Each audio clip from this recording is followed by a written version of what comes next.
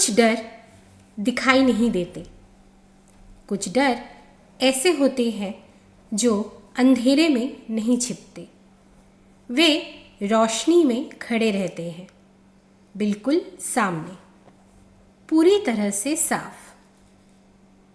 लेकिन दिक्कत ये है कि हम उन्हें देखना नहीं चाहते।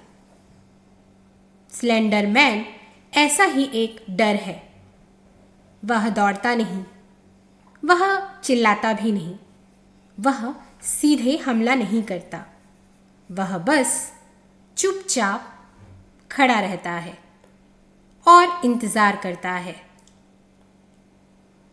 ब्लैकवुड फॉरेस्ट कोई आम जंगल नहीं था।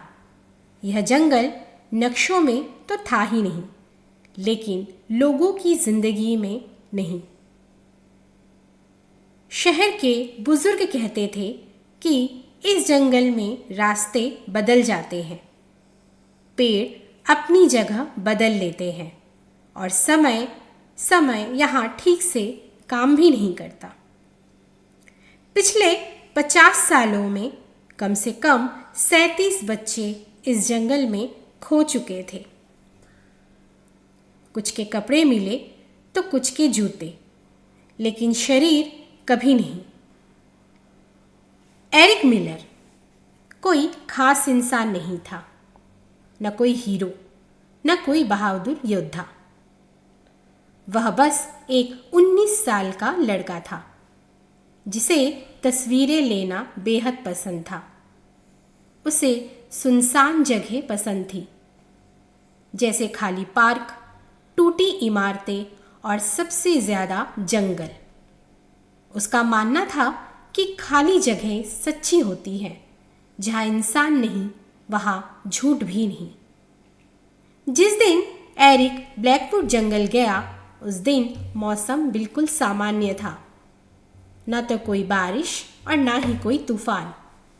लेकिन जैसे ही उसने जंगल के अंदर पहला कदम रखा, उसके दिल में एक अजीब सी बेचैनी उठी। ऐसी बेचैनी जिसका कोई कारण नहीं होता। जंगल पूरी तरह शांत था, बहुत ज़्यादा ही शांत। ना पक्षियों की आवाज़ और ना ही कीड़ों की, बस उसके अपने कदमों की आवाज़ ही उसे सुनाई पड़ रही थी। एरिक ने पेड़ों की तस्वीरें धीरे से लेना शुरू की। एक के बाद एक वह तस्वीरें लेते गया, लेकिन हर तस्वीर में कुछ ना कुछ गलत था, जो उसे बिल्कुल भी समझ में नहीं आ रहा था। कहीं कुछ परछाइयाँ गलत दिशा में गिर रही थी, तो कहीं धुंध अजीब आकार बना रही थी। और फिर एक ऐसी तस्वीर जिसमें पीछे काफ़ी दूरी थी। एक लंबा काला आकार, इतना पतला वह इंसान जैसा लग ही नहीं रहा था। एरिक ने सोचा शायद आंखों का धोखा है। उसने दूसरी तस्वीर ली।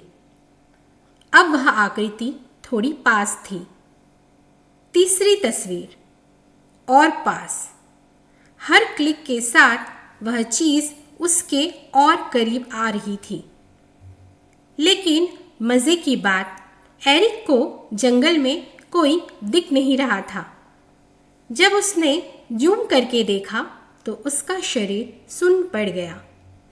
काला सूट, लंबी बाहें, असामान्य लंबाई और सिर पूरी तरह सफ़ेद।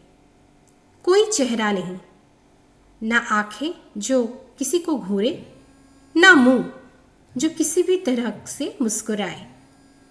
बस एक खालीपन, जैसे किसी ने इंसान की पहचान मिटा दी हो। एरिक को लगा जैसे उसके कानों में धीमी फुसफुसाहट गूंज रही हो। शब्द साफ नहीं थे, लेकिन भाव साफ था। उसके सिर में तेज दर्द शुरू हो गया। नाक से खून टपकने लगा। उसने दौड़ना चाहा, लेकिन पैर उसके नहीं थे। पेड़ों के पीछे से काली चीजें निकली। वे रस्सी जैसी नहीं थी, वे सांप जैसी भी नहीं थी। ये जैविक थी, बिल्कुल जीवित। वे पेड़ों को लपेटती हुई जमीन पर सरकती हुई उसकी ओर बढ़ रही थी और उस पल एरिक समझ गया कि वह वहां अकेला नहीं है।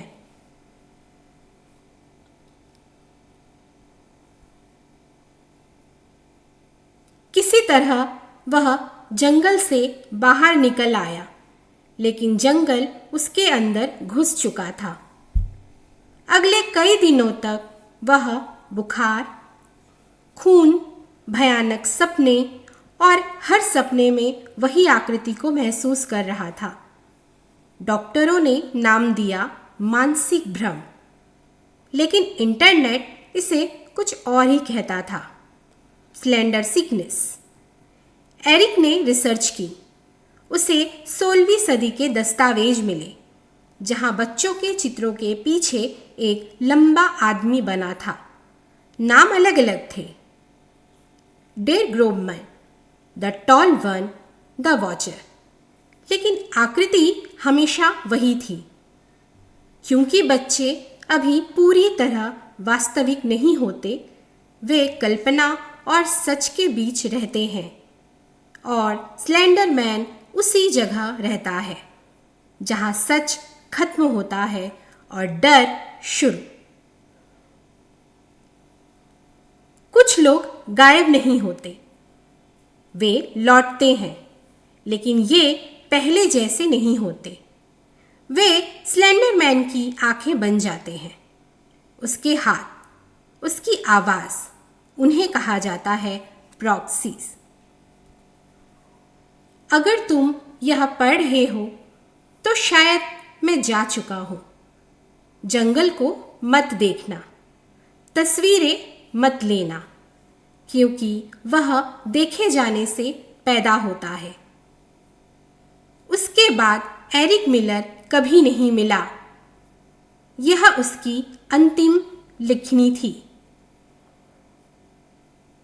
आज भी ब्लैकवुड जंगल में लोग कहते हैं, अगर तुम बहुत देर तक पेड़ों को देखो तो वे तुम्हें वापस देखेंगे, और उनके बीच एक लंबा आदमी बिना चेहरे के खड़ा होगा, बिल्कुल चुपचाप, इंतजार करता हुआ।